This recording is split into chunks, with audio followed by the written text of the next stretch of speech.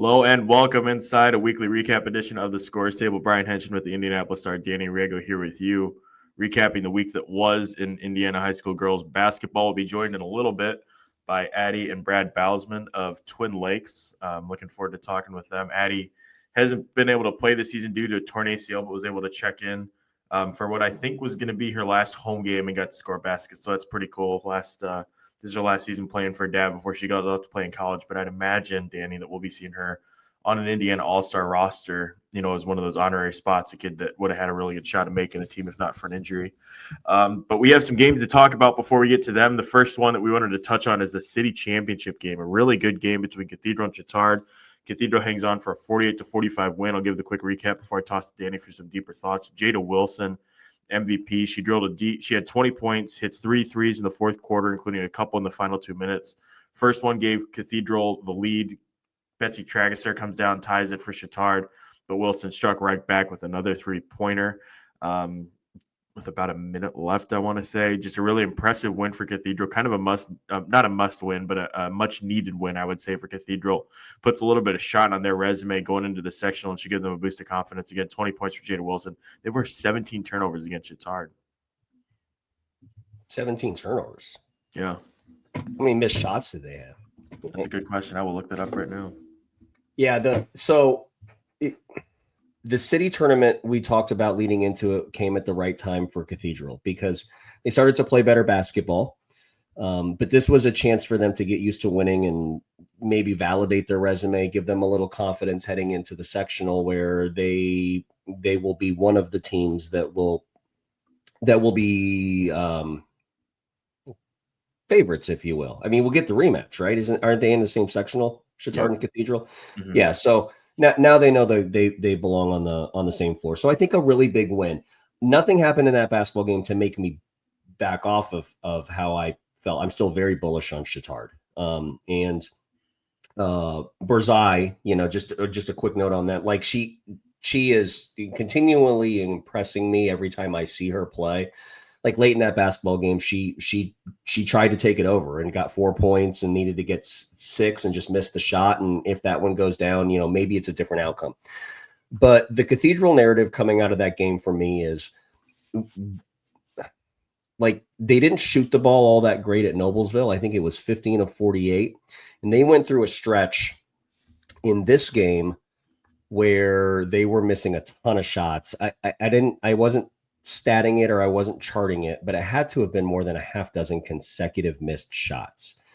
And they left a lot of points on the free throw line. The critical thing for me, there was a timeout. It was 38-34. Chatard was just looking better. They looked more in control.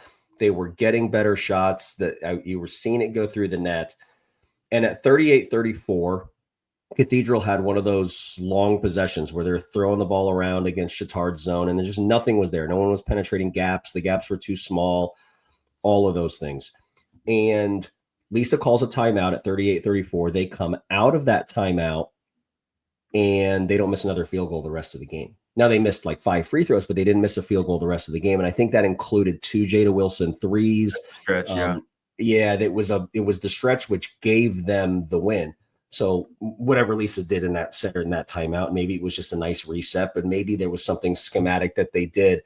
But in an overly simplistic analysis, I think I would say that they just have to make shots. Like they have to make difficult shots. Like, Wiggins hit a 18-footer toe on the line 3 contested earlier. Like you got to get those to go down.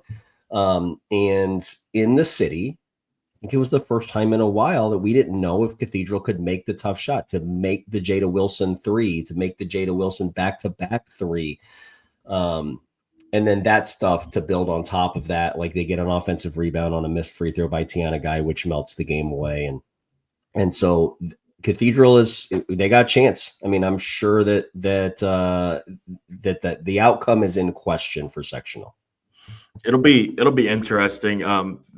Cathedral also is the highest rated team in the Sagarin, I guess, just with some of the wins in the schedules they play. They won 7 of 8, more importantly, since the 62-49 loss to Eastern Hancock, where Wilson didn't play, and that lone loss was the one that Danny mentioned against Noblesville. From the Chatard side, I'm in the same camp as you. I don't doesn't really change my opinion of them. They've played a tough schedule. I've seen them play. The size that they have, Morelli, like we mentioned on Thursday's show, was back out there shooting around. She tore ACL back in before the season started, so it looks like she's nearing a return, which is really big for a team that's already super tall. To add another big physical presence, even if it's limited minutes, I mean that's a lot. But Katsky's ability to stay on the floor this year has been big. It seems like she's shooting the ball at a little bit more of an efficient clip. I know the Cathedral game didn't flesh it out, but that's big. And then, like you said, Danny, I mean, Berzai has just been super impressive. I mean, Olivia's really just grown by leaps and bounds. And if people remember last year in the city championship game, that was her moment last year. It was a big buzzer-beating three-pointer for a kid who attempted like 2 or 3 coming in. So really impressive by her. And then just some of the other pieces too. Alex Kendall, their point guard, Sutherland Tragesser, and they've just got the pieces there, Dan does. And it seems like the postseason kind of brings out the best in that program for whatever reason. It has since I got here. It seems like every year they go on kind of a surprise run. Maybe not last year, it was more expected, but years before that was kind of surprise runs out of nowhere. So it'll be interesting. But that sectional is much more in doubt than what I expected it to be coming into the year.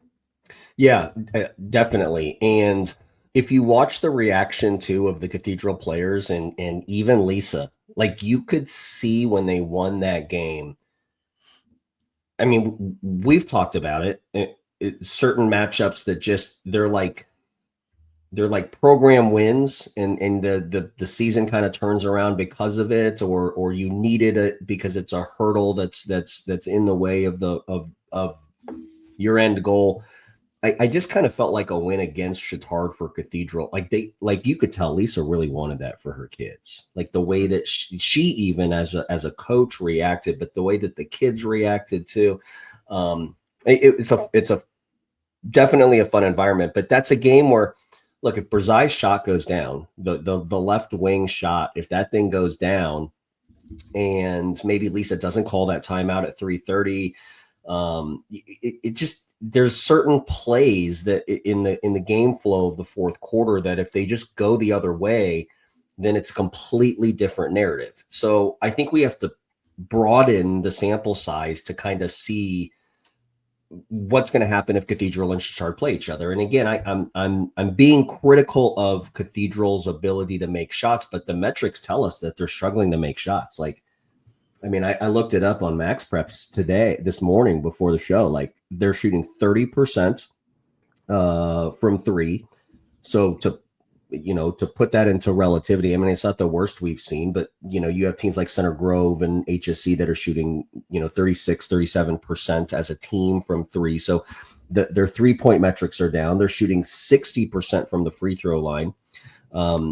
For a high school team, it's good if it's 70. So both of those metrics are about 10% below where you would want them to be. Mm-hmm. And they're shooting 41% from the field from 2. Like that. So pausing on that though quickly, you compared to HSC and Center Grove. I'll compare to Chatard, the more relevant team. Okay. 39% from the field, 19% from 3, 60% from the line. Hey. Same bin. Like I wasn't trying to be critical or you would be a smart ass, but same bin. Yeah, no. Right? Well, yeah, but that's always kind of been the talk on Chatard, and it isn't my talk, it's just the talk that I hear, is that they are a shooter away from being really good, right? And so maybe it's the fact that we've seen some of these kids in the past for Cathedral make shots and that maybe aren't making shots. Maybe we knew that about Chatard, and so I guess in defense of that point, but yeah, you're right. I mean, the statistics don't lie. If Chatard's metrics are lower, then they're lower. So that game, and it's no secret. What was the final of that game, Hank? 3 points. It was no, I mean like the total. 45. Yeah, 48-45, right? I mean, it's a ground and pound game. Okay, so you got to make the play. So that's going to accentuate then the Tiana Guy offensive rebound off of the second miss of the free throw on the last possession. Like that's a big time play. Okay. There was a play where I think Beasley dove on it. They granted Lisa Finn a timeout and they ended up getting a basket on that. Like those are going to be the little plays then that end up winning you a basketball game. Because essentially what you do when you shed light on the statistics for Chatard is you tell you no team's going to come out here and get 70. Yeah. Right. They defend well enough to not give up a ton the other way. And they're shooting the ball well. It's against Cecina Guerin, Covenant Christian. I don't know why that abbreviation was scaring me so badly, but they've shot over 43% and they're up 3 of their past 4, including the Cathedral game. Yeah. So it's fascinating. It is, but a good win for the Irish. And I don't know what do they have? I mean, you probably have the schedule pulled up. Like they play Center Grove next. I know Cathedral goes Center Grove. This is fun. We're putting each other on the spot. Center Grove, Huntington North, Carmel, Columbus East, Chatard on the other side goes Perry Meridian, East Central, Tri-West, and Brebeuf.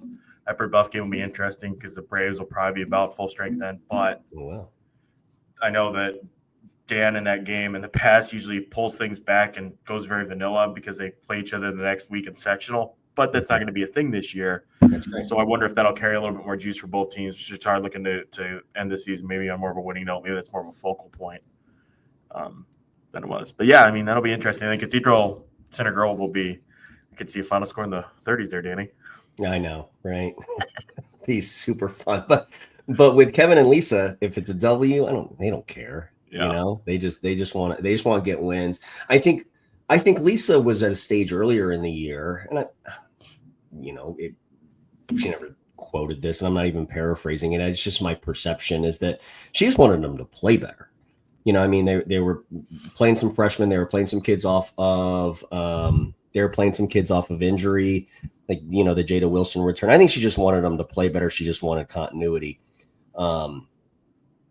It eventually gets to the point where you have to start getting wins. And that was the big thing with the city tournament is to be able to get a big win. I mean, I don't want to call it a signature win by any means. I think a Center Grove win would be a signature win, but Stuck is that he's just trying. I mean, that he seems like he's just trying to win.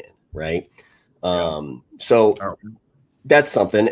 And then I think my parting point would be this. I knew some people at that game, texting updates. I talked to somebody yesterday. I sat with somebody at the Center Grove Lawrence North game yesterday that was at that game. Apparently it was a really good environment for girls basketball. That's what I saw. The videos looked awesome. They looked great, and it seemed loud on the stream. There wasn't a commentator that was voiced over. So, but those are always really good. I mean, we saw a lot of girls boys double headers this week. I know there was Fishers and Brownsburg had a girls boys double header. HSC had a girls boys double header. Now you have the city that had a ton of people there. For a standalone, Lawrence North. Yeah, that's right. Yeah, they had a good crowd for standalone. That's awesome. And yeah, you're right. Lawrence North, the Lawrence Township battle on Tuesday night. There were a ton of people there. We talked about how that was a good environment. So I think people are really settling into their girls basketball and going to games, and that's a really good thing for everybody. Everybody's a winner when the environment's good. Yeah, absolutely. Well, Danny, it's time to go ahead and bring on our guest, Brad and Addie Bowsman from Twin Lakes. I'm going to play this video clip pulled from Addie's Twitter feed from the other night while we were out in Lawrence Township. Addie got to check in and play a game.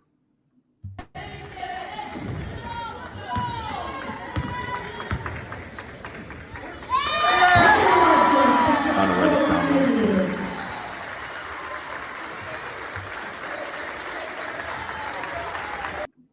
That video would have played a lot better with sound, but we'll go ahead and bring on Brad and Addie as soon as they're ready. Addie suffered a season-ending ACL tear before the season started. Brad and Addie, whenever you guys are ready to hop on, just pull your camera down so we can see you guys, and we'll bring you on. But a tough situation for Addie, but as Ethan Hansen from the Journal and Courier wrote at the beginning of the year, she's done a great job of just staying involved, staying active with the team, helping her dad coach from the sideline, and just kind of making the best of a really unfortunate situation. So that's always awesome to see. And I mean, she's a heck of a player. I'm really excited to see what she does at the college level. As they pull up the camera, Danny, you've had a chance to see her play before, haven't you, on film or in person? So yeah, they're probably panicked with the computer now. And here we go. There they are. Hey guys, how's it going? Going well. Can you hear us? Yep, we can hear you guys. Great. Hey Eddie, how you doing? Doing good.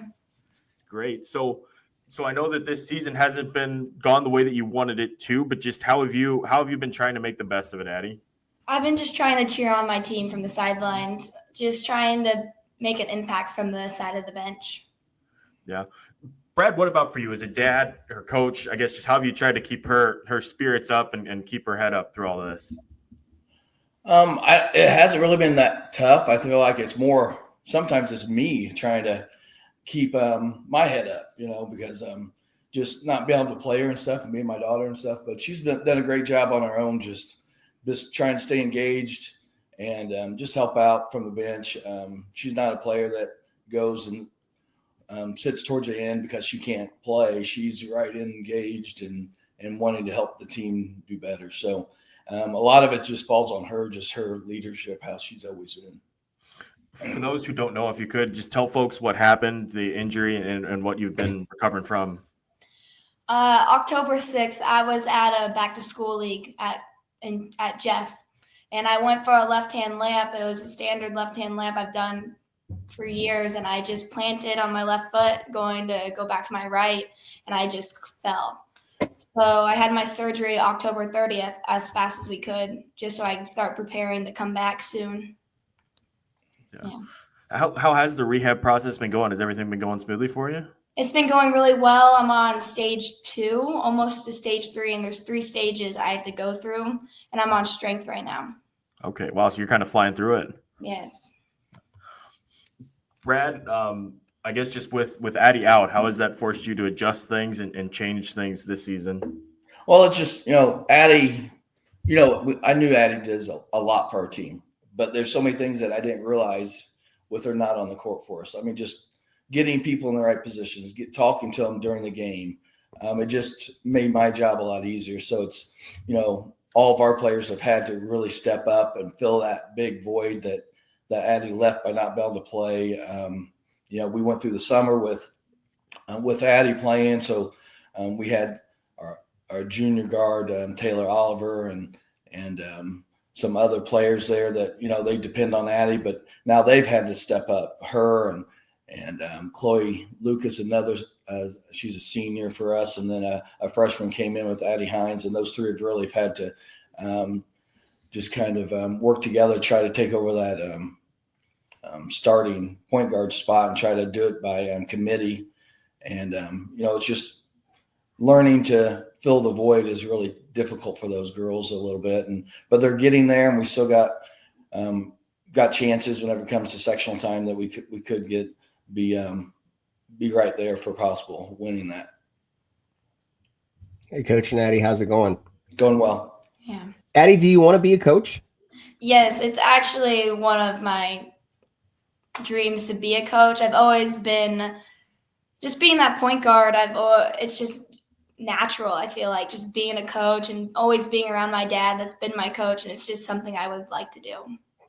So, I've seen you, in July 100 times. Okay. But I think the first time I saw you play at Twin Lakes, where was I?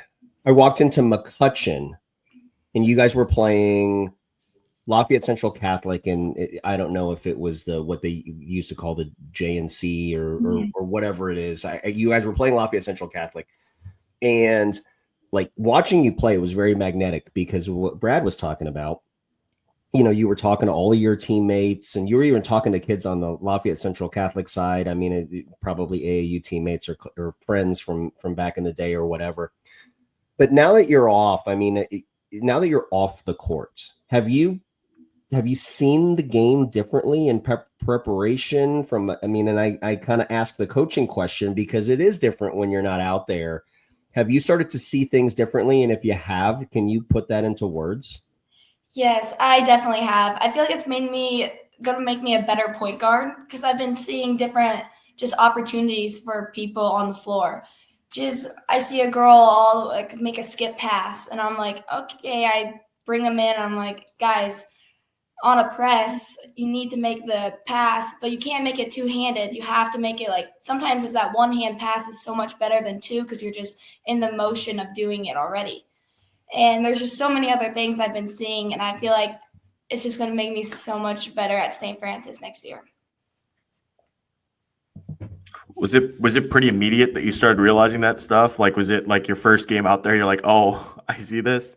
Yes, I saw so many different things. So whenever I did see stuff, I would take girls off to the side and be like, hey, you need to work on this, or you need to make a pass way faster than you are standing. So, yeah. Brad, are you So- handing her the clipboard during timeouts too? She hasn't quite grabbed it yet, but she has had a lot of suggestions, a lot of different things that we need to say to different players and possible plays that I've actually said, okay, let's go with that. So, during summertime, it was kind of Addie's team. She got called pretty well everything, and I didn't have to worry about much. But this year, with her on the sidelines with me, I got to do a little bit more coaching than I've had in the past. Has your basketball relationship changed with Addie, Brad? I mean, I say that, I say basketball relationship because, surely that you guys talk, right? About, you mean in the past, whether it's, to the passenger seat or whether it's at the kitchen table or over, your morning cup of coffee. But has your relationship changed in the sense now where she's helping you develop game plans, or you're, asking different things, or the conversations changed, or is it just pretty much been status quo? Well, I would say from the beginning, whenever she was young age, we talked about those types of things. Whenever, she's in middle school, I wasn't really coaching her, but we talk about different things and talk about different scenarios and get into high school. A game's coming up and we talk about the different personnel the other team has and what we're going to have to do. And she gives suggestions and things. So she's always been a part of kind of the game planning and getting ready and giving suggestions and everything. That's cool. That's really cool. For both of you guys, what is this journey been like? If you could just put it into words, describe what it's been like getting to play together here for these 3 years. It's been great. I mean, I got us to go all the way back whenever she was a little kid and playing in our elementary league as a 4-year-old, and our kids didn't get to play. Our Twin Lakes kids usually didn't get into play in that until like first grade. So she's playing up 2 grade levels and just seeing her develop. And it's just, it's really hard to see it kind of coming to the end, but it's been a great experience, and I'm looking forward to St. Francis and seeing her play.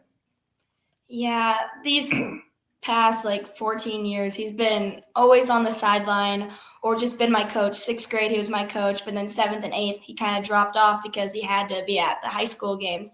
But then always being at his practices on the side just made me so excited to be his to be a part of his team. And it's been something I've just been looking forward to, and seeing it come to an end is going to be really sad, but then I get to go play my collegiate level dream I've been waiting for. So I'm excited and sad all at the exact same time. I want to ask about that moment Thursday, and while you guys answer it, I'll pull up the video, so don't pause when you see the video flash up there. But if you could just talk us through the emotions of that, and just I guess just relive that moment for us on Thursday when Addie got to check in for the last time. Yeah, as soon as I walked onto the floor, I kind of started to tear up. And I look at my teammates and they pass me the ball. I didn't know anyone was gonna hug me, and it just got more emotion. I just started crying. And then walking over to see my dad, and then we had a moment of us crying. And I'm so grateful to have the experience of my dad being with us. It was great to see her on the court again. She pointed out to me, I want you to be on the team's going to have to hit it for you. And then she's like, okay, then I'll just shoot a reverse layup. I like, shoot a reverse layup. She goes, yeah, you think I'm going to miss it? I'm like, it's like, it wasn't even her mindset that she'd miss either one of those. So that's what makes her special, Yeah. What did you tell Addie when she came over there? We see there at the end of the video, you guys sharing a long embrace. What were you telling her in that moment? Just how much I love her, and St. Francis is when we're going to get to play again. That's awesome. That's really cool. Speaking of St. Francis, it sounds like they've been just super supportive and great through all of this. Yes, they have. Coach Henny, I just got hurt, And someone called him like when I was at Jeff, and like 20 minutes into our ride, we're almost home. He calls me and says, whatever it is, it's okay. We still want you. You'll be back better than ever if we think what it is. And he just made me feel so safe. And I knew I made the right decision going to St. Francis. I'd imagine for both of you guys, just hearing that, it's just got to be like among the thousands of things running through your mind, having that massive weight off your shoulders has to make a world of difference. Yes. Yeah. Yep. Did. Yeah. Well, Addie, your game translates really well to the college level. I mean, all the intangibles and the IQ from, your relationship with Brad, but you also had some explosion and some electricity to your movements too, which again, it's the college game. Even the court is longer, right?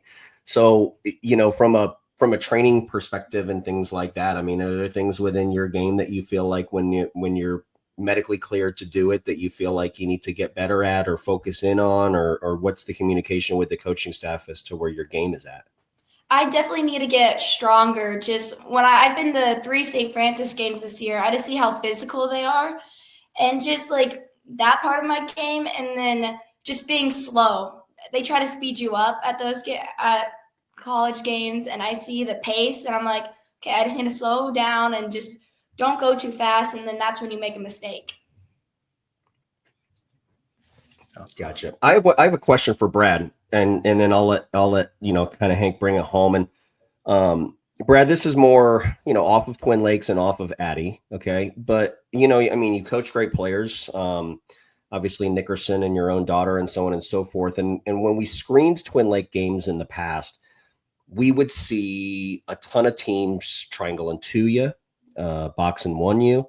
Full face guard. You saw a lot of different things, and it was probably commonplace for you to have game plans in.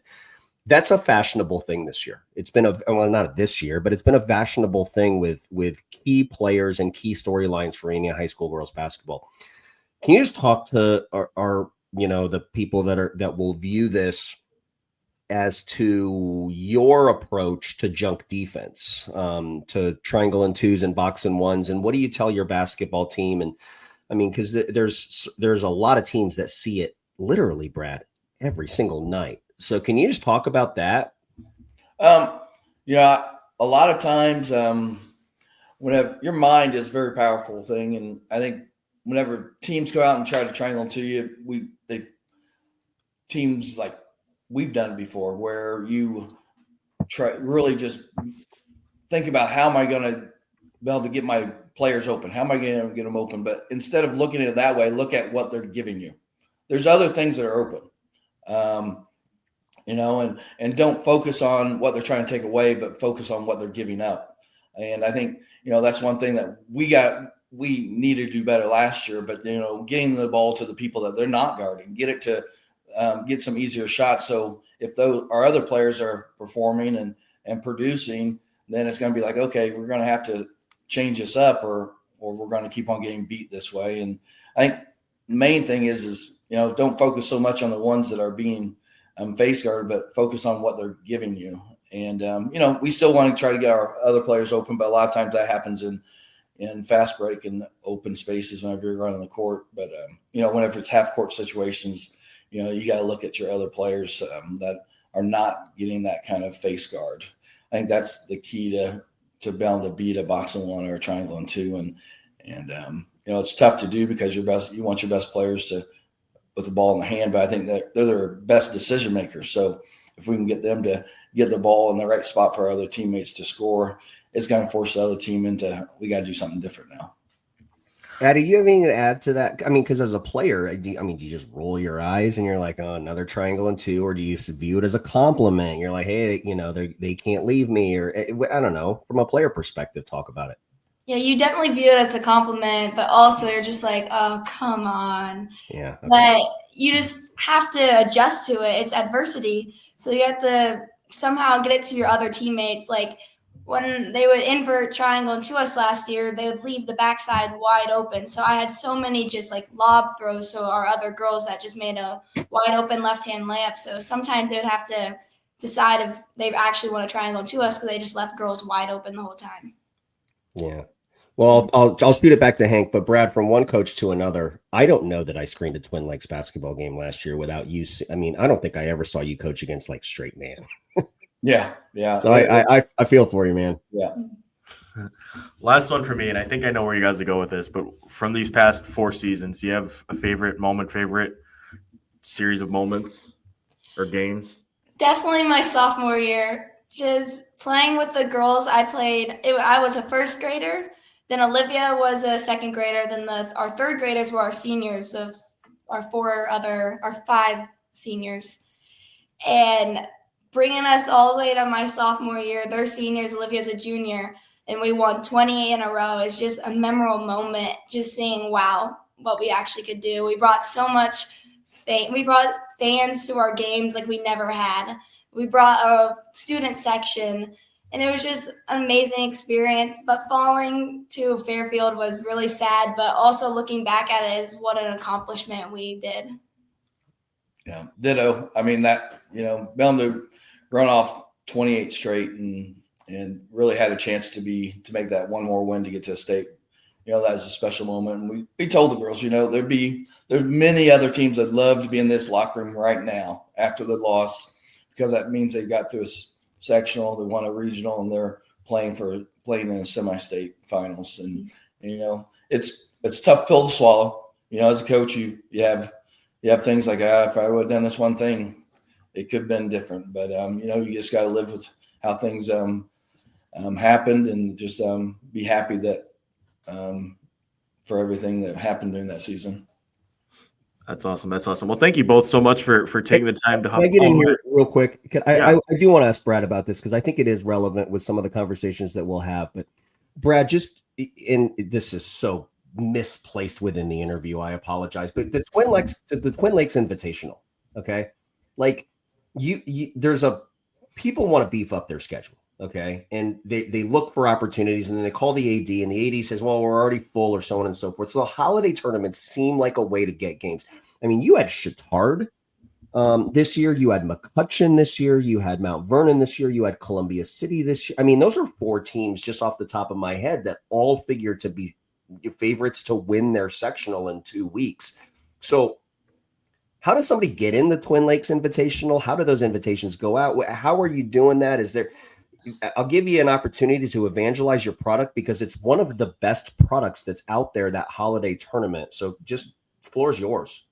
I just think from years of us running that, I mean, I've been there for 22 years. I know it's been there 10 years, probably been there forever. I know. And I think just people knowing about our holiday tourney. And I mean, back in the day, we used to have Evansville Memorial. They came up for, I don't know how many years in a row to come up, and they've been a powerhouse team out of in 3A forever.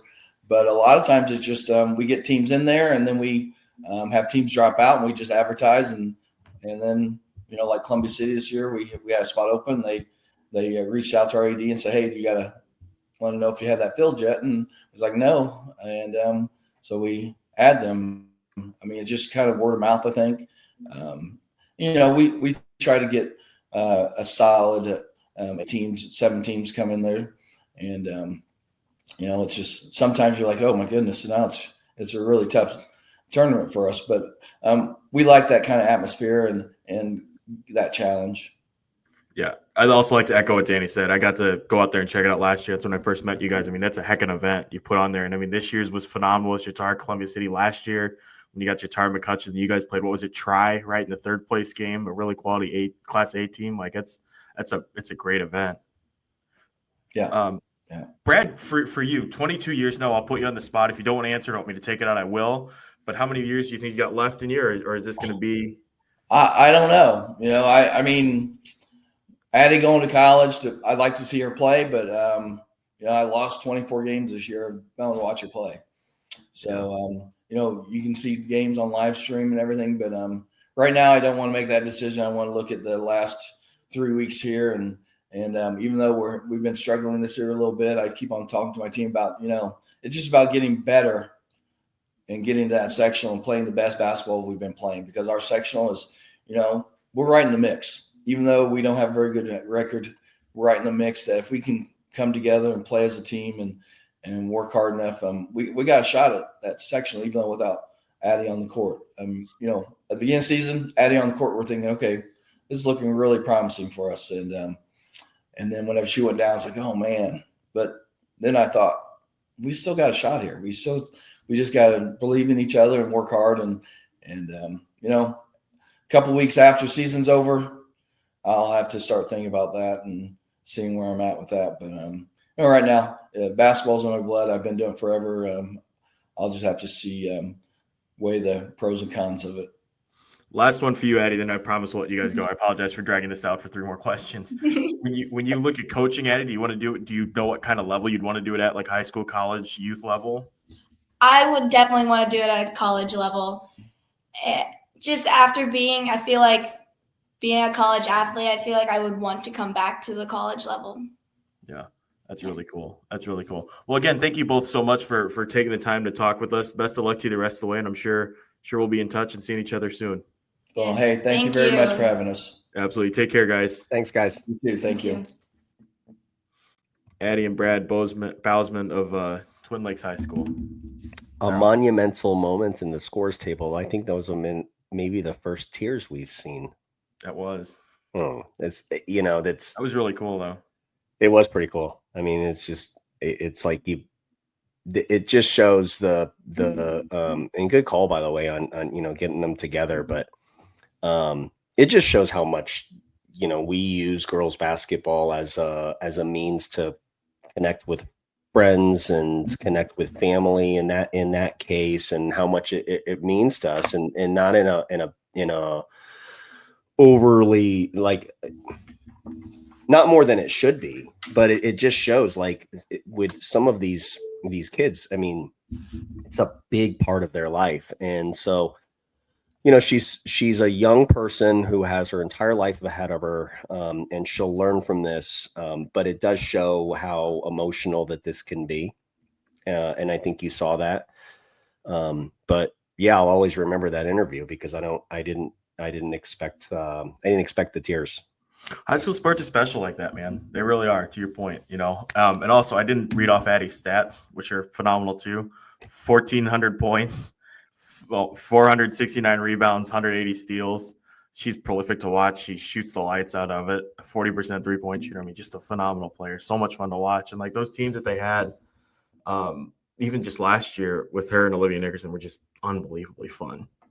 Unbelievable to watch. For me as a coach, her greatest metric, I mean, you guys know, the first question that I asked Addie was, do you want to be a coach? Okay.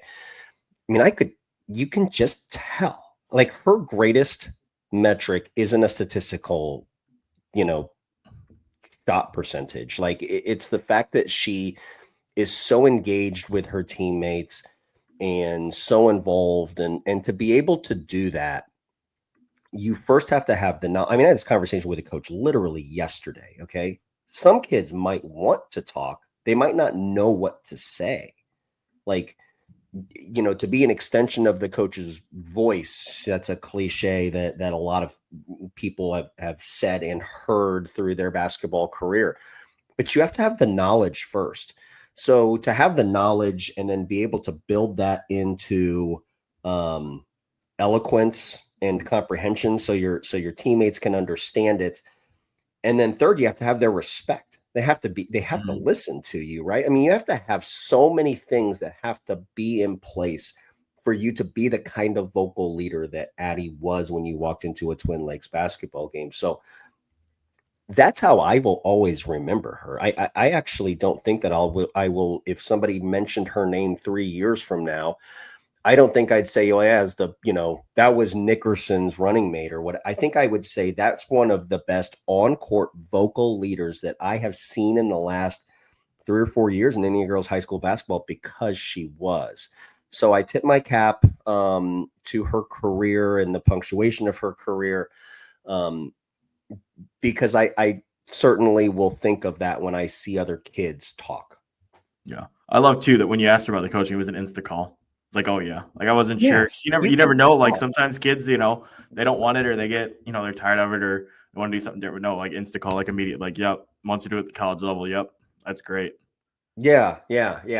It'll be interesting to see I sat with a college coach last night at a game, and we were talking about the differences between the things that aren't on the floor between like high school basketball, college basketball, AAU basketball, rec basketball, things like all the different levels and things like that. So, it's like med school, right? I mean, if you go to med school, you first major in pre-med.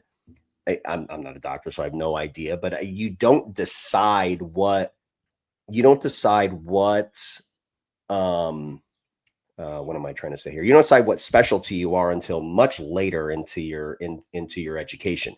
It's probably very similar in basketball. I mean, I suppose she might not know what level that she wants to coach until she goes through college basketball. She says college right now, but we'll see if she comes back to the high school level to follow into. I mean, who knows? Maybe she coaches on Brad Bowsman court. I think Brad should just stay. They're still here. I think Brad should stay and just hand it over to Addie when the time comes. I think that's the move. Maybe bring her on staff and then promote her from within. I think that's the story arc here. Maybe after Addie coached in college. So Brad does this again. He's still listening. So another 2 decades, I guess. Get him up to 40 years. Addie's had a successful year. Probably won an Addie at whatever college she ends up with. And then I think that's the perfect story. And we can have him on the show again. That's right. There we go. From the rocking chairs. Let's move on to some other games, Danny. You saw Center Grove, Lawrence North. I know we just did a show dedicated to Lawrence North, so let's talk more about the Center Grove side. I was curious to see how the Trojans had come out in that one, especially as things started to get tight. It was a 3-point game down the stretch, and then they closed out with a 10-0 run over the final 2 minutes. I think it was a 10-0 run, which is impressive, especially for a Center Grove team that isn't necessarily always known for that kind of explosiveness, but certainly is for their efficiency. That's right. Okay, so Center Grove. So I'm watching the Center Grove Lawrence North game, and I've maybe beaten to death the pack line switching defense that they have. So I was watching more critically from an offensive perspective, and this is where I landed. Okay. I feel like the best version, I feel like Kevin might think the best version of Center Grove, and I don't disagree with him, is when Ava Grant is making shots. So I looked up Ava's numbers. Her metrics are still high. I think last year she was close to 50% from three. I think she was 48%. This year it's not much of a drop off, 43%, which is way above that line of demarcation that we talked about. So he runs a ton of stuff on the offensive side for Ava Grant. He puts her in some flare action. He puts them in some double stagger action. One of the things that Center Grove likes to do is they like to screen the exit cut, whether it's in a baseline out of bounds package or whether it's in a half court set, but they run all of their script for Ava. Mm-hmm. Conversely, because Ava's getting all the sets, Gilliard doesn't really get as many, and Bischoff doesn't get as many, and Pierce doesn't really get any at all. So in those sets for Ava, Stuck is asking Gilliard to be the passer, or he's asking Gilliard to be the second screen in the double stagger or to set the flare, things like that. But in exchange for a kid like Gilliard, who averaged 27 points per game for Munster last year and has come in as a very different electric piece that Stuck can play with this year, he's made her a screener in some of those sets. But I feel like there's this like tacit acceptance that if you're going to make Gilliard a screener in all your sets, you got to go and get your stuff off schedule. Mm-hmm. And so for me, this is where I land. I land with it. Center Grove's success, I think, is going to be directly related to those two things. Is Ava Grant making shots? And secondly, what is the off-schedule production and open floor that Gilliard and Bischoff can get? And what we saw, particularly late in the second half, was Gilliard was trying to take that basketball game over. I mean, you could even hear the Center Grove. It's a Saturday morning game, so you can hear everybody say everything, okay? But I kind of moved myself up to the second level. I was watching Stuck's facial reactions to see how he would react when Gilliard attacked, to listen to some of his calls. That I think is where they are. So I think the question going into how good is Center Grove, I think the answer to that will be how good is Ava shooting it and what kind of production they're getting off schedule from Gilliard. Yeah. That's interesting. How did Bischoff look? I know Lily's been kind of on a little bit of a heater. She's been heating up. Big game against Carmel. Big game against, I think it was Columbus North. She's been kind of picking up the scoring production. A kid who does so many different things, but to see her scoring and to have that third dimension with Grant, who's kind of under the radar, explosive. Gilliard, who you just mentioned. I mean, that third piece, they look really prolific. Lily looks good. Okay. And she has to it's different with Gilliard, because I talked about how you got to get off schedule production with Gilliard. Gilliard knows if she has a lane that she's got to go, but Bischoff has other responsibilities, right? She has to maintain the integrity of the offensive side.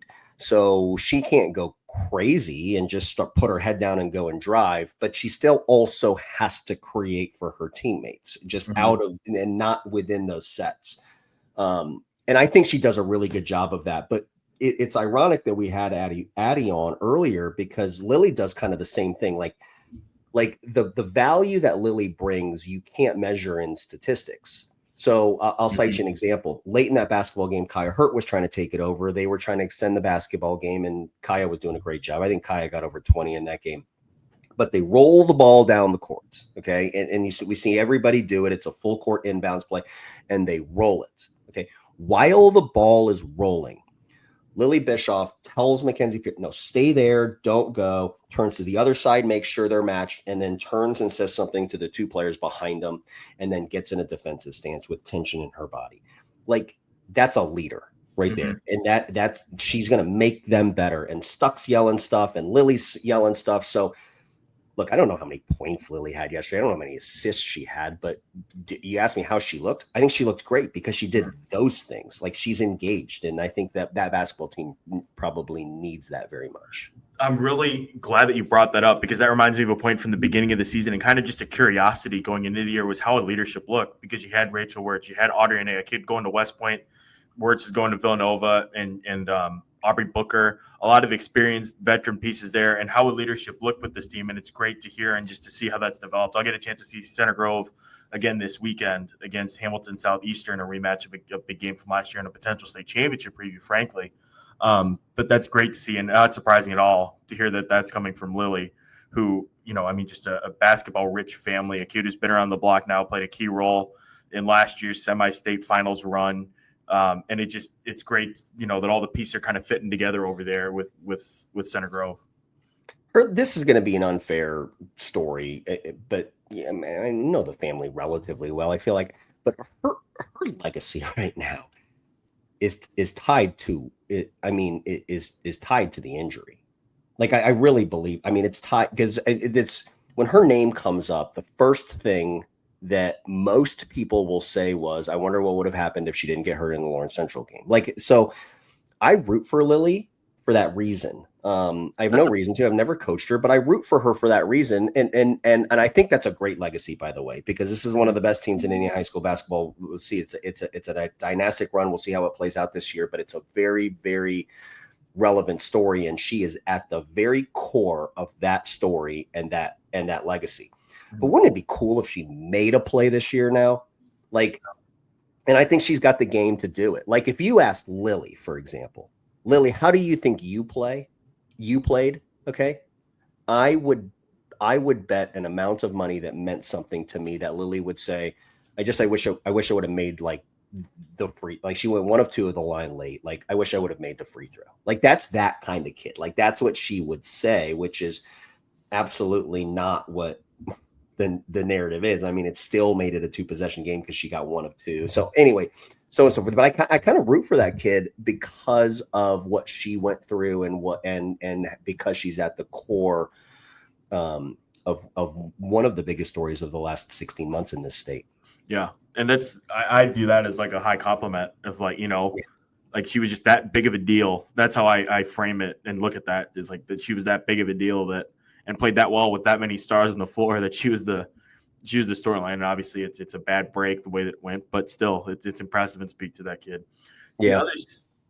The other side of that sectional feels like it's going to come down. You never want to count out Mark Hurt and Mooresville, but Franklin Central is the other big dog in that sectional. I had a chance to see the flashes against Avon on Friday night, and they look a lot better. Like, their jump from beginning of the season against Brownsburg when they weren't fully healthy. They were still getting some pieces back, to even just the Ben Davis game in the county semifinal. And then later that night against Lawrence Central, to what we saw against Avon. You see a team that's coming together and figuring some things out. Vince Sorbonne, we were talking about things after the game. He's starting to tighten up that rotation. He's 7 to 8 girls now that he's able to move in and out at the guard, between the guard position, and also with Peyton Duvall inside their post player, able to move some pieces around.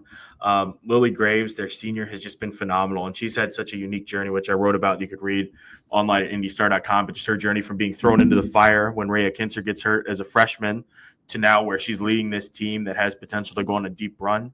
I mean, you can pick any of the sophomores really, and we could gush about them and how well they're playing. And then the thing that really stood out with the Avon game compared to their wins over Columbus North and Roncalli was that they got the lead and they started building it up. They never really let Avon back into the game once they got it down. I think it was like a 2-point game or 3-point game at the start of the third quarter.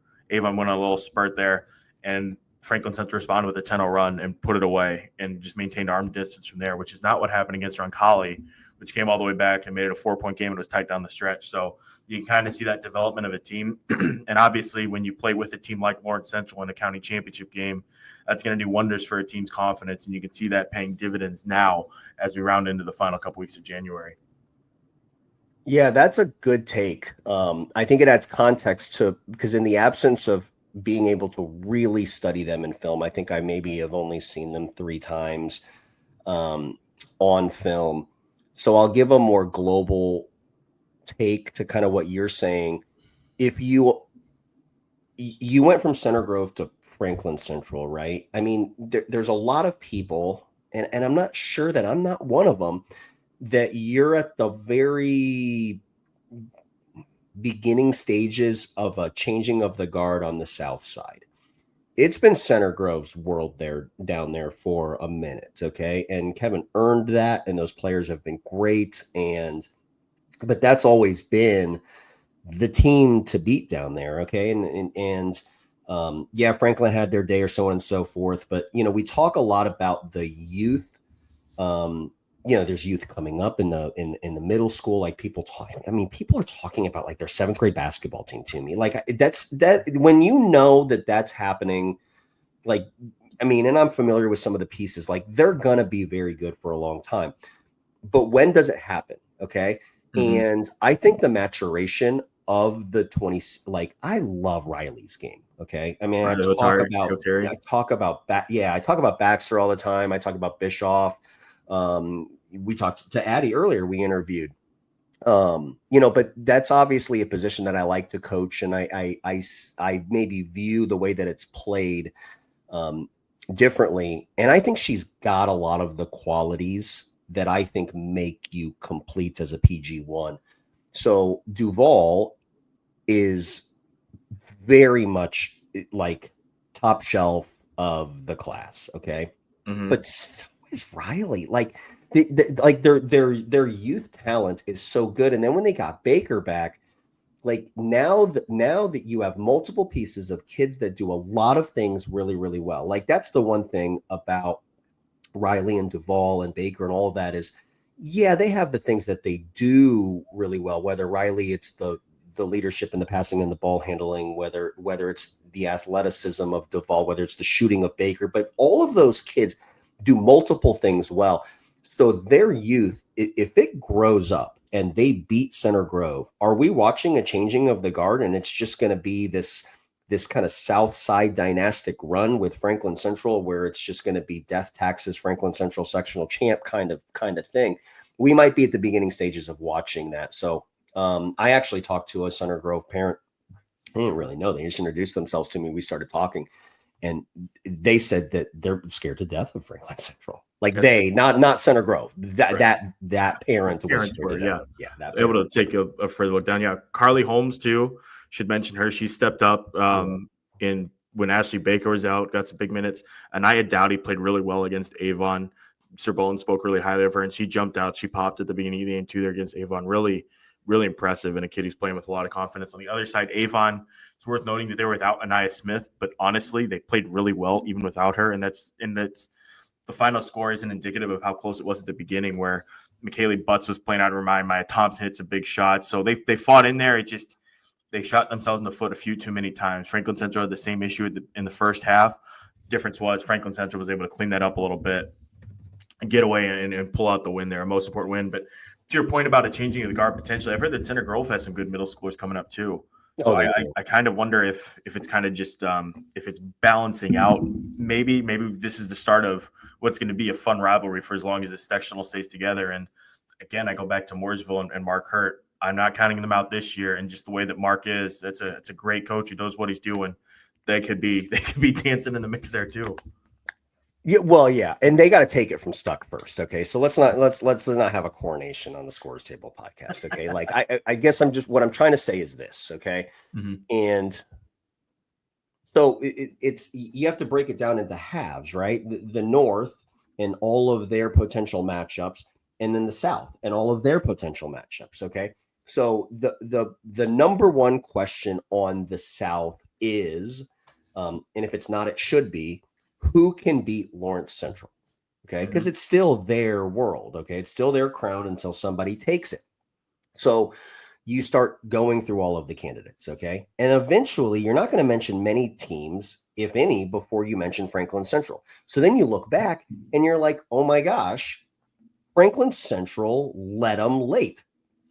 Like, so what I mean by changing of the guard is like it'll happen like that. It'll happen a snap of a fingers, right? Because if they play them, it means they got by Center Grove or somebody else knocked off Center Grove, which is that's not going to happen. But if we get a Franklin Central Lawrence Central matchup, it's because they got by Center Grove, and that's what I mean. That's what I'm illustrating here is how high is Franklin Central on that list? And if they're not that high on the list, they let them in the second half in their building, like very early in the year. In an elimination game, by the way. Yes, like they're good. And I will also, and just this is a personal thing, I think they're fun to watch. Oh yeah. Like I like stylistically, like I think they're fun to watch. Absolutely. Very fun to watch. Another team too that I just wanted to shout out randomly within that sectional, Southport. They won 2 games last year. They're up to 10-7 this year. I know that they brought Riley Hamilton back as a stand-up volleyball player, and some other kids came back to play basketball again. So it's good to see Southport at 10-7, picking things up there. Any other games, Danny, that you wanted to deep dive on before we kind of do a whip around and touch on some of the things, some bullet points that you and I wanted to mention? Whipping around is fine. I don't need to go deep. A few 1,000-point scores from the past week. Tri-West, Lauren Bear, who had that ridiculous 42-point 8 3-pointer performance during the season. 1,000 points for her. 1,000 points. Who scored 40? Lauren Bear at the beginning of the season. Oh yeah, yeah, cool. 42 points, 8 3-pointers, just incredible stuff. She cleared 1,000 points. Warsaw had 2,000-point scores in the same week. What was it? Back-to-back games. Joslyn Bricker and Brooke Zartman, which is crazy. They have the big game coming up here against Homestead. Yep. I'm forgetting some people. Maddie Shirley down at Evansville Central set the school's all-time scoring record, I believe it was. Career high for Hadley Crozier. She went for 32. They have that last game coming up against, or the overtime session coming up against Borden. Molly Ernstis, 1,000 points. Casey Warfel keeps climbing up that county scoring list as I look through the Players of the Week nominees. We mentioned Lanaya Wills and her 1,000th rebound on Thursday night as part of a big performance. I'm going to have a story on Lanaya coming up here soon. And I think that covers it. What do you got? Did you mention Shirley? Yes. All-time scoring record, right? Yeah. Okay. So also, by the way, sorry, pausing on Central, they're another team that in that 3A mess, I feel like we kind of forget them and Washington, the Hatchets down there. Like 3A is so good. Like they're going to be involved in the chase for Greensburg too. It's just going to be so much fun, that tournament. Well, and it's Oppo too, right? Like there's a lot of the really good strength on 3A. Oh, speaking of, by the way, so I watched the Silver Creek Corden game. Anyway, I'll share my thoughts there. Sure. We'll complete the whip around right now. So I was actually in attendance at the Bricker 1,000. It actually caught me by surprise. It was it's not a big thing, but I do think that there was a dedicated effort for Zartman and Bricker within that staff to reach 1,000 before the Tuesday Homestead game. Like they're pretty dialed into this basketball game on Tuesday. And they wanted to eliminate all of the distractions. But if you just kind of think about that, like for two kids to cross over 1,000 within one game of each other, isn't that, I mean, they're 26s. Like they've been playing a long time. They've just literally pulled each other along this path. I just think it's just this weird statistical anomaly. But anyways, we'll see how that plays out. They've got 2,000 point scores now up at Warsaw. I'm kind of go back to because 1,000 points, 1,000 rebounds or whatever, like that's an expected metric for a talented kid. Okay. And I'm not suggesting that it shouldn't be celebrated, but 1,000 points at this school doesn't mean the same thing as 1,000 points at this school. And it doesn't mean 1,000 points means even something to, like, there's a kid in Kentucky that I just saw on social media yesterday that crossed over 3,000 points because they play varsity basketball when they're seventh graders down there. Like, it's not an apples to oranges comparison, even within this state, because of different classes and different things like that. Okay. But all-time scoring records, that is equal footing because you are compared against somebody that played the exact same schedule, essentially the exact same schedule, right? So I just wanted to give an additional shout out to Addie Baxter, who broke their all-time scoring record all school's all-time scoring record last week, and Maddie Shirley, who broke their school's all-time scoring record this week. I don't know. Those are the ones that really mean more. I don't want to say more to me, but mean more to me because of how we can frame and reference that. Casey Warfel also did that as well. Yeah, Warfel. I mean, I just mentioned those two because those are the two that we had talked about most recently. But the assault on all-time scoring records is a big deal. And should, I think, need to, I wanted to separate it from the 1,000-point scores because it to me, those two accomplishments are different. Yeah. Yeah. And it's a bit of luck involved to stay healthy, and sometimes kids don't stay healthy too, and they still do it, which makes it even more impressive. Selection Sunday, or sectional draw Sunday, is this Sunday as we speak now. Really? Yeah, we're 7 days away from that. We don't have Courtney here to remind us of our impending doom, unfortunately. But yeah, it's coming up Sunday. I'll have a story up tomorrow on IndyStar.com with 5 storylines to the final stretch, among which are some of the sectionals that I'm most interested to see. I think the most obvious answer, so I'm not really spoiling anything here, is Section 11, the one with Ben Davis, Plainfield, Brownsburg, Avon, Pike, where it's just like everybody's strengths and weaknesses match up against one another, and it's going to just be like predictions in that bracket are going to be so contingent on the draw and who's facing who. Like if Brownsburg gets Plainfield means one thing, but if Plainfield draws Avon means another thing. You know what I mean? And it's just going to be interesting. How does Pike fit into all this? Whose season is Ben Davis going to ruin? Because I tell you, I have a feeling Ben Davis is going to ruin somebody's season in a couple weeks. Like they're the perfect under the radar team. All apologies to Keith. No dice staying under the radar anymore, buddy. But Ben Davis, on the other hand, is very much under the radar, and Stan's got them quietly playing some good ball.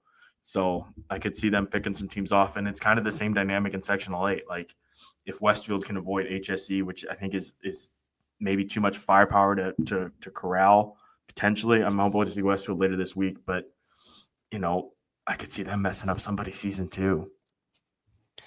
I mean, they had an opportunity to mess up a boys-girls doubleheader in their place, and I mean, you can look the score up of that one. I mean, it is. I think coaches with the sectional Sunday will look at who they play as they should. Okay, us as fans, we look at when the matchup is going to be. So, or at least that's so when does Lawrence North play Lawrence Central? Okay. Is it Tuesday out of the gate where there's a week for them to think about it and prepare for and scheme against and so on and so forth? Is it Saturday night on a big stage, or is it 6:00 on Thursday with one day to prepare on Wednesday? Like those things really matter.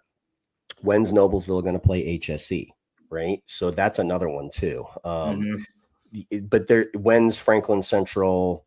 When is the Franklin? Because I guess I'm saying this.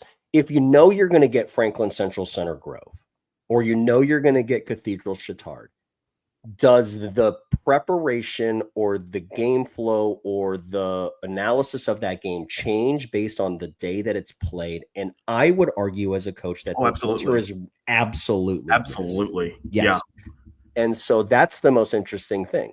So if you are HSE, for example, okay, and you believe in your heart of hearts, or you believe within your locker room that Noblesville is the only team that scares you there, okay, and look, Carmel can beat them and Fishers can beat them, and you talked about Westfield and Zionsville has good players. I get it, okay, but let's just say within that locker room they say Noblesville is the one, okay. Saturday night at the Mill. Like that's Saturday night at the Mill. We've all sat in those Saturday night Mill basketball games. Okay. You want to play Meredith Tipner in her crib on Saturday night in front of that town in that building with so many things other than a sectional title on the line. Like that's what I mean. God. Okay. Now is that me just creating stories out of anywhere? No, it's not. Because if you ask anybody what the storyline going into that basketball game would be, they would all list the same things that I did. So sectionals are the sectional Sunday for me is when are the matchups? When are we going to get Cathedral Chatard, for example? So and within that bracket, who's going to have to play Purdue Poly? Who's playing some good basketball? Who was with Cathedral there for a good stretch of that game before their best player, before Briscoe got into foul trouble, had to sit. And things kind of unraveled. Well, what happens if they have to play there? In the Center Grove Franklin Central thing, we mentioned Mooresville. I'll go back to them. Who has to play them? Who has to play Southport again? Who's playing well? You know, maybe that's a bit of a stretch, but I mean, crazier things have happened, right? So that's fascinating. And then with the Lawrence Central, Lawrence North battle, I think Warren Central fits that potential. You don't want to face them early because they might wear you down thing, but timing there is so important, specifically for LN side, because LC's season, as it stands now, it ends on January 25th. So they're going to have some time off. Does that mean rust? How do you stay sharp during that? We should mention, too, before we get out of here, the South Bend, Washington situation. But for LN, you probably don't want them, LC, to play a game before you play them, right? Give them a chance to shake off the rust. You might want to get them right out of the gate on a Tuesday night, or even better yet, get the bye or play the first-round game if you're LN to get your legs under you, and then you play them on whatever it would be, Wednesday or Thursday. You know what I mean? Because then they've had extra rest there. They've been sitting for longer. You've had a game to get acclimated to the atmosphere and the environment, although it is your home floor. You get the fans riled up. You get to push out whatever things are lingering from the regular season, flush losses to Center Grove, flush loss to LC, and get back on track going against an LC team that hasn't played since January 25th. So that's kind of how I look at it. Whereas if you're LC, obviously it's the opposite. You probably want that game on Tuesday night. You want to get your legs under you right away because they have a lot of young players too. I wrote about that and we talked about it on Thursday's show. They don't have a ton of depth and they play as a freshman. You want to get those kids into it and going right away. That's something that Donna Buckley always talked about, was just how beneficial it was to not get the bye in Sectional 8 when it was at the height of its powers, because you get a chance. Yeah, you have to play a really tough team and you're risking your season, but you get your legs under, you get acclimated with everything, and you get a chance to get rolling before the craziness of that Friday semifinal. And I think that's really going to come into play there in that Lawrence North group. It's going to be really interesting to see. Good point. Yeah, I mean, it is a good point. That's the question that remains. I'm actually on the other side of it though, Hank. Like I think if you're Lawrence North, not the other side of it. I have a different reason for it. Like I think Lawrence Central would want Lawrence North early, because I think that they would want like that since from Sunday, this coming Sunday, to whenever that game is played, now all they're thinking about is Lawrence Central. Okay. And I have no science to back this up, but that can't be a good thing. No, it can't be a good thing. I kind of jokingly said, like, if that game is Thursday at 6:00. Now, from a fan perspective, if all these things were on Saturday night, okay, great. But it also means that I can't watch all of them. I was just going to say, speak for yourself. We can only cover so many games. Right, exactly. So, if we can spread it out. But while HSE doesn't probably want to play the Noblesville game on Saturday night, albeit it would probably be one of the best environments in that state on that night, everybody else wants it on Saturday night because everybody else is going to make plans, It right? has to be, right? Yeah. If So it's going to happen, it has to be then. and that would be the proper punctuation to the Tipner Makalewski, like settle it on the floor kind of thing. Right? Yeah. So it would be very fun. It feels like we've gotten too lucky with how well that bracket's gone. Like, I think it's been almost identical the past few years. So I feel like we're going to get a curveball. But to your point, I kind of wonder if it benefits HSC to get Noblesville out of the way early. Just get that game, like, not even on Friday night, because if you're playing either game Friday night, it's going to be a packed house. Maybe you get it on the one-off on Tuesday. I mean, that would suck for us, obviously, as a reporter, fan, everything else would suck. But from a team perspective, may not be the first thing. Yeah. And everything is different too, right? Like VOTOP, like the way you view basketball teams, right? Mm-hmm. I mean, so you might say that you don't like the matchup versus, I don't know, Westfield or Carmel, okay? But then Lauren has proven that within that sectional lake, that's probably the coach that you want to avoid most. Oh yeah, over the last 4 or 5 years. Uh-huh. So there's a lot of different dynamics to that selection. But also interestingly, like, don't we get on Selection Sunday? We also get the regional matchups, don't we? That's where I was going to go next. Yeah. Yeah, so we get the regional matchups, and those are super important because those are one game standalone. It's not remember to everybody, it's not a 4-game regional or 4-team regional anymore. It's a one-off. Yeah. Right. It's a one singular game. So it's 1 week to prepare, one game, one scout, 32 minutes, and you play it out. And then the final 4, and then you have to balance the whole, you remember the Sherry Dowd stuff, like the second game and all of the, all of that stuff. But yeah, we'll get the regional matchups too. So that's going to be fun, and we'll have maybe a little bit to talk about. That's going to be real. I mean, the regional stuff is going to be amazing. You could have where's Lake Central, Valpo, assuming that they win their South Bend, Washington, Warsaw. Like, that's a cluster. You have the Sectional 8 winner against probably Homestead. Snyder's probably could factor in there, or Northrop, or Fort Wayne Carroll, one of those 3 teams. They've all had some high points this season. Same thing with a McCutcheon, assuming they're able to get out of theirs, or Lafayette Jeff and Mile 8 and get out of theirs. Like, there's a lot of intrigue there. And then on the south side, I mean, all bets are off because all the Indy area teams are stuck together. It's going to be that Mount Vernon sectional, Sectional 10. We just talked about the Ben Davis sectional and the Franklin Central winner all together. So how the balls play there. And then we haven't even touched on 3A. And I honestly haven't even had a chance to dive in deep on 3A regional potential yet, just because there's so much going on in 4A with our teams. But it's going to be even more impactful down there. When did Columbia City and Norwell, when did they line up and things like that? Or Belmont. Should mention Belmont as well, but no, you're right. You're right. I mean, and that's also a careful what you wish for thing, right? Mm-hmm. Like, oh, I don't want to play Greensburg, as you shouldn't want to because they're awesome, right? Right. And then you get blessed with Silver Creek, and you're like, what?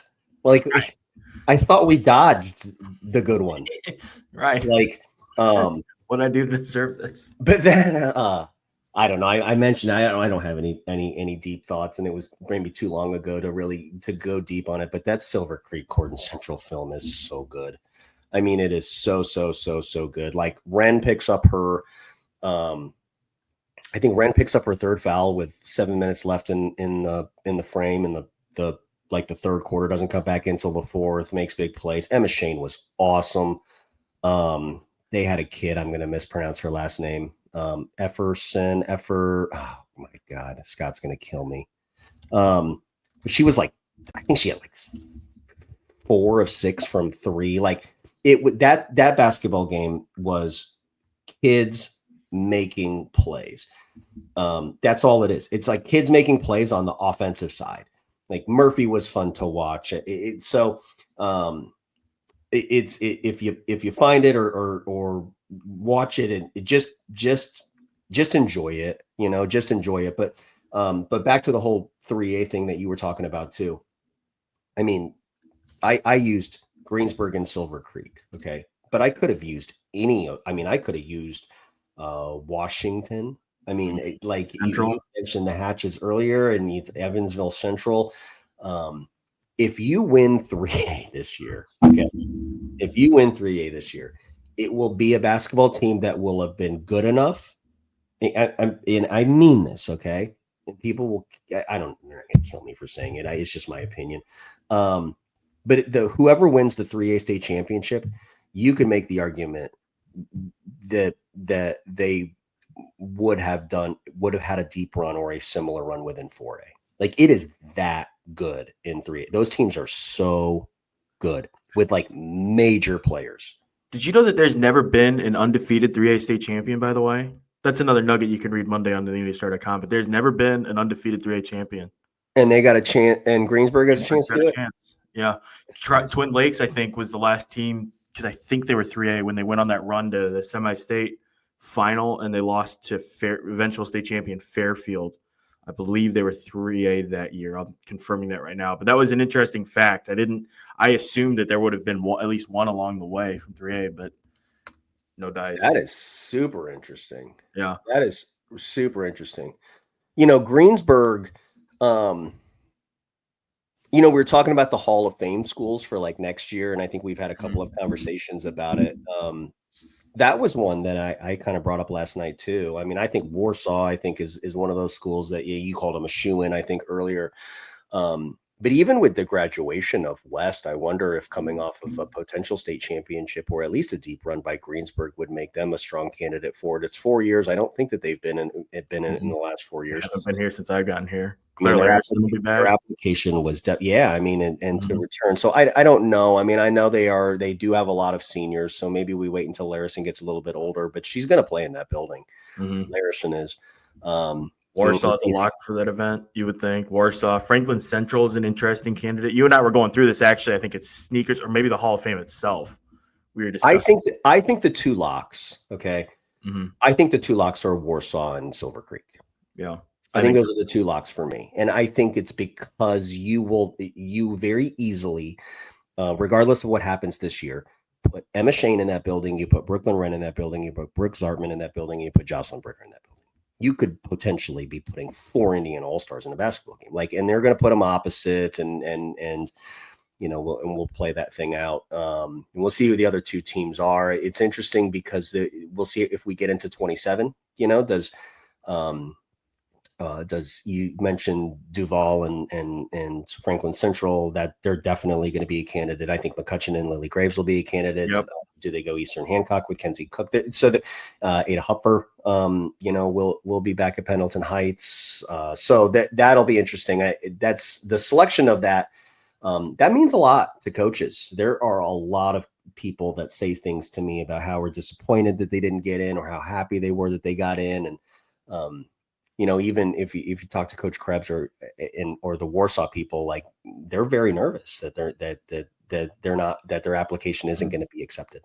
It's cool how much it means to people and kids. I remember Columbia City when they won it last year. I think Addie shared a story about how their coach was crying when she was in tears just because she was so excited for the girls to experience that after she experienced it as a player. And it's cool that event has maintained such significance through the years to both players and coaches alike, and obviously fans as well. I think it's the relevance, and it's such an outdated take because it happened a month ago, but it's such relevance in how the stories play out, like retrospectively, like maybe we certainly know the relevance of HSC and Lawrence Central. Okay. And if we get it again, that's going to be the game that everybody's going to go back and watch and all of that. It'll be all we talk about. Yeah. I mean, and then I've mentioned 150 times, right? Like, I mean, you had the Spreen and the Wilson, the Noblesville, the buzzer beater, and Spreen ends up winning the MVP, but Reagan ends up winning the Hall of Fame, and we wanted to know what that did with the Miss Basketball. Like all of this now is the selection of that, I guess, is such a big deal because they seem to be getting it. I don't want to say right, but they seem to be relevant stories that end up being more relevant as the months go by. Absolutely. One other topic that I at least wanted to mention, we don't have to dive too deep into it. It's more just a statistical anomaly. South Bend, Washington just played their last regular season game. They're done as it stands now. for the next 17 to 20 days. That is brutal. Yeah, maybe there was some truth to what Steve was saying. He can't get anybody to play him, or can't get him to travel. That's unbelievable. Isn't that wild? They just won't play again. They're 20-1. They just beat North Central 72-61 on Saturday night, and that's where it's going to stay for about 2 weeks unless they find another game. And I love Austin Huff has a story on South Bend Tribune. I tweeted it out with this quote, but Steve says, and I quote, "We've reached out to everyone, and I'm not kidding. We saw that Lawrence Central, the only team Washington's lost to, still needed games. We reached out to them to see if they wanted to run it back and come up here." So they were willing to play Lawrence Central a second time. They've also reached out to teams in Illinois and Michigan. And some people don't want things to change before a postseason run, which makes sense. It's a weird situation. And it's wild that we might have seen, I guess, there was at least the potential or the thought of a rematch in the regular season between SBW and LC. Well, that kind of saddens me a little bit too. Like one of the stories that we don't do so as the story, we just kind of intermix it into other stories, is how good this 25 class is. Okay, so I think my I don't know, my thought that I would want to share with everybody is enjoy this postseason, okay? Because unfairly in sports, it just ends, okay? It just ends. Yep. And I forget the statistic, but I always say it every year. I think it's like 86% of the teams are done the Sunday after sectional Saturday. Yeah. Like 86, okay? But just a couple of the things, right? Like you brought up Washington. Raya Wilson, Monique Mitchell, Kira Reynolds. Like what a class on a individual basketball team, let alone when you take some of those kids and then parlay it into a combination of 6 kids in the top 100 in Indiana. Different styles. I mean, we have Indiana commits, we have Purdue commits, we have Butler commits. I mean, it's like in-state people like Baxter to Butler and Makaluski to Indiana, and and then like Lampley into the SEC and all of, like, we're going to see these kids. I should mention now, because I did Gordon also to Purdue, but the like, we will see these kids and follow their career because some of them chose colleges within the state. So now the same media follows that you follow for girls high school basketball will also be connected to their collegiate careers. So I would just tell everybody, enjoy these last couple. And it makes me sad that, like Monique Mitchell and Raya Wilson and Kira Reynolds, like, I mean, we might not ever see them live again. Like they get knocked off and then come down. Like we might not ever see that again. Right. So just, I guess just to everybody, latch on and enjoy this, because this 25 class really has been super special, and it's going to unfairly end for every one of them but one. Like, I mean, maybe not every one of them but one. I mean, I think we got to give credit to like a deep run or whatever, but there's going to be a lot of, let's put it this way, there's going to be a ton of them that aren't going to play in the regional. There's going to be some unexpected, and there's going to be ones that we didn't expect to not make it through, that won't make it through, that are going to add to the bummer. So the ones that we knew weren't going to make it through just based on the numbers and the way the sectionals align and all that. So yeah, just Danny said it perfectly. Just soak it up this last run because it's special. For shows this week, there are discussions of doing something with the Warsaw Homestead game, assuming I'm able to make the trip up to Fort Wayne. Either way, though, we'll probably do another live before the selection show. The hope is to do a selection show on Sunday. I'm assuming Danny's in. This is me goading him into that on the air, but if nothing else, we'll definitely have a show either with me, Danny, Court, or some combination of the three of us, or me and some other riders will figure it out. But we'll definitely have a recap show live on Sunday at probably 9 or 10 o'clock like we did last year. So stay tuned for details on that. We'll have coverage of everything live on IndyStar.com. We'll tweet out the brackets, live takes, and all that jazz. And then we've already started on the sectional preview stuff. We'll have a dozen or so stories plus some features and stuff coming into some things that we've been working on for a while that we're excited to share. So Tuesday night, by the way. Okay, so Tuesday night, you mentioned Homestead Warsaw. Okay, I just wanted to tease that game for everybody.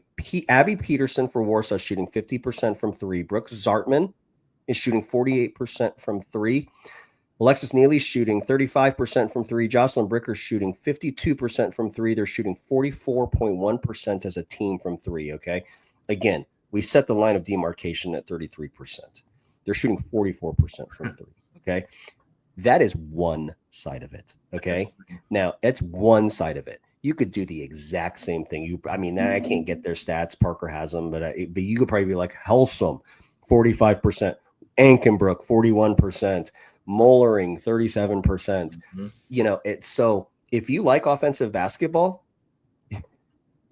not only are the stories of relevance and how the North is going to play out of there, but if you just like offensive basketball, It's going to be a fun game. It's an absolutely must watch, which also tells me that the key to the basketball game is on the other end. Like it'll be a defensive basketball game. It'll be a low scoring game. Like yes, it's going to be something that is just, you know, and for both basketball teams, it doesn't say anything to their ability to win state, either of them. Okay. Mm-hmm. But it'll be interesting to see how they match up against each other, because these are the teams that if they're cooking, okay, they're going to burn you. Like, because I mean, like I said, I just mentioned 3 kids that are shooting 48% or higher on Warsaw, and I bet Homestead has them also.